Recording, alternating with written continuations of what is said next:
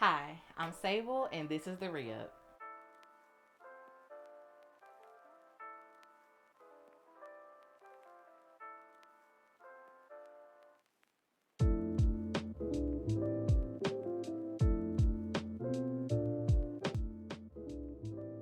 Why I chose sustainability? Hmm. Recently, I embarked on this new journey of sustainability, and it's really not all that new. As a child, I loved trees. I would spend my days and my weeks sitting under trees reading books. As a teenager, I loved exploring gardens and trails. And even as an undergraduate, I decided to do my capstone paper on Monsanto, where it really impacted me because I learned about chemical waste such as DDTs and PCBs and how it terribly affected the environment, ecosystems, and our food supply. So, after I did a thorough investigation on GMOs and examined factory farming with the meat industry, that encouraged me to change my eating habits. I started incorporating much more organic, fresh, whole food produce, as well as dabbling in and out of veganism. Now, my thing with veganism is a whole thing. It's like a love hate, bittersweet kind of relationship, and that deserves an entirely different video all by itself. I also have an autoimmune skin condition where I started examining exactly what was in my skin products. And I found that there were a lot of toxic chemicals and just nasty things that I did not want in my skin or on my skin. So I started making my own skin products, such as body butters and scrubs and oils. And I made sure that I put those things in tin and glass containers because I just didn't want to fool with the chemicals that could be leached out of plastic. But aside from my personal revelations and growth in environmentalism and appreciation of environmentalism, the reason that I have recently embarked on a journey of sustainability is because pollution and waste, particularly and disproportionately, affect the Black community in a systemic way. And I believe that there needs to be more representation of people who look like me to advocate for my community and address the environmental disparities. One such disparity is landfills. Research shows that race is the number one factor as of whether or not you live near a landfill or toxic waste facility. In 1983, the Government Office of Accountability issued a report that stated that Black Americans lived near majority of the landfills and waste facilities in the US. And by 2016, not much has differed.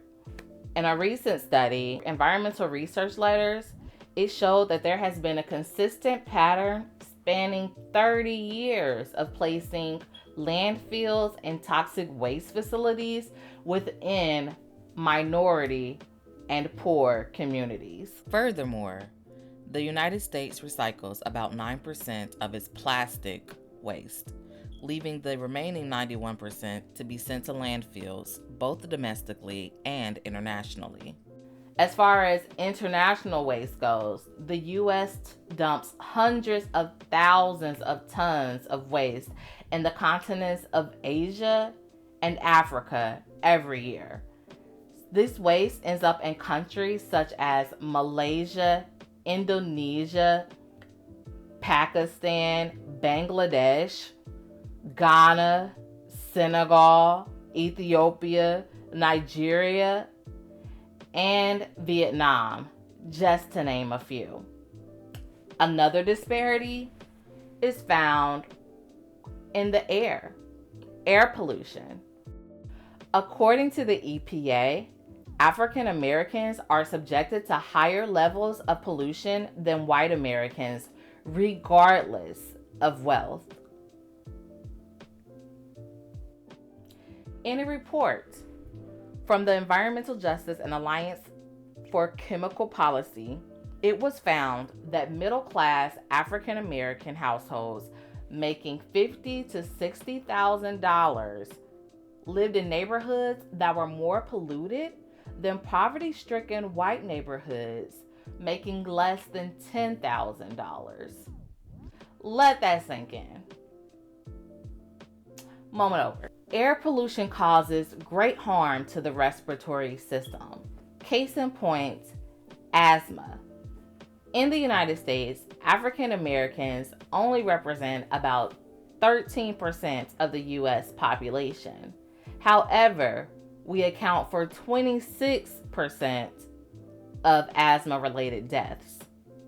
Also, Black children are 4 times more likely to end up in hospitals due to asthma than white children, and are 6 times as likely to die. Lead is another disparity. The risk of lead poisoning disproportionately falls on minority children. Most of these children are getting lead poisoning through old lead-laden pipes, and it comes through the water. Lead is dangerous because it particularly affects cognition and behavior. There are multiple studies showing where lead poisoning can result in a decrease in IQ, as well as a correlation between lead poisoning and an increase in violent behavior.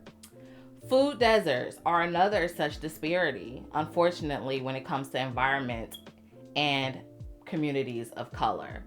As has been well studied, there are many, or especially urban settings, where communities of color or minority communities do not have access to fresh produce and fresh foods in general, whole foods, and are usually subject to having to either eat a lot of fast food or corner store food consisting of highly processed foods with artificial chemicals, preservatives, and artificial dyes and coloring, which have been linked to behavioral issues such as ADHD. If you do not have access to fresh foods or places like farmers markets, most likely you're going to get non-organic produce, which means your produce will be laden with pesticides, which have also been linked to certain carcinogens. As we can see, there are environmental disparities in the land we live, the air we breathe, the water we drink, and the food we eat. These issues are worth discussing, and they challenge us to take action, both collectively through spreading awareness and individually by changing our lifestyles to be a bit more sustainable. I will be speaking more on these topics in the upcoming weeks, along with info and tips on how to live a more sustainable lifestyle. I hope you continue on this sustainable journey with me as I address issues within my community, our country, and the world, as well as embarking to embrace a more sustainable lifestyle, one change at a time. Because after all, we can't have a healthy and flourishing people without a healthy and flourishing earth. If you like this content and more like it, please subscribe. You can also link with me on my blog at sustaintheReup.com. Until next time, stay greened up and sustain the re-up. Shalom.